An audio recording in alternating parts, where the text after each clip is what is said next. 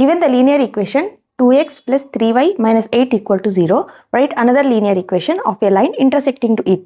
అంటే ఒక linear equation ఇచ్చారు. ఆ లీనియర్ ఈక్వేషన్కి మనము ఇంకొక లీనియర్ ఈక్వేషన్ ఫామ్ చేయాలి. మనం ఫామ్ చేసిన లీనియర్ ఈక్వేషన్ ఇచ్చిన లైన్కి ఇంటర్సెక్టింగ్గా ఉండాలి. అంటే ఇచ్చిన లైను ఇది L1 అనుకుంటే మనం ఫామ్ చేసే లైను ఇలా ఉండాలి, L2 అంటే ఇంటర్సెక్ట్ చేయాలి. ఫస్ట్ గివెన్ ఈక్వేషన్ ఏమి 2x plus 3y minus 8 equals to 0. Intersecting లైన్స్కి రేషియోస్ కండిషన్ ఏమి a1/a2 is not equals to b1/b2. a1 అంటే x కోఫిషియంట్, b1 అంటే y కోఫిషియంట్, a2 b2 వచ్చి మనం ఫామ్ చేసే లైన్ యొక్క కోఫిషియంట్స్.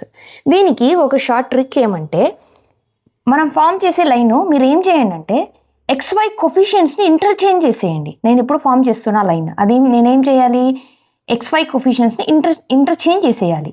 ఇప్పుడు xy నేను xకి కోఫిషియంట్ y కోఫిషియంట్ రాయాలి ఇచ్చిన లైన్. తర్వాత y కోఫిషియంట్ వచ్చి ఉన్న లైన్లో x కోఫిషియంట్ 2. కాన్స్టెంట్ మన ఇష్టం ఏదన్నా పెట్టుకోవచ్చు. ఇది కొత్తగా ఫామ్ అయిన line L2 which is intersecting to given line. ఇప్పుడు ఈ కండిషన్ వెరిఫై చేద్దాం ఉండండి. a1/a2, a1 ఎంత 2, a2 ఎంత మనం ఫామ్ చేసిన లైన్లో 3, b1 ఎంత 3, b2 2. These 2 are not equal. మనకు కావాల్సిన కండిషన్ సాటిస్ఫై అయింది. అంతే షార్ట్ ట్రిక్ ఏమంటే జస్ట్ ఫామ్ చేసే లైన్లో XY కోఫిషియంట్స్ని ఇంటర్చేంజ్ చేసేయాలి. ఓకే.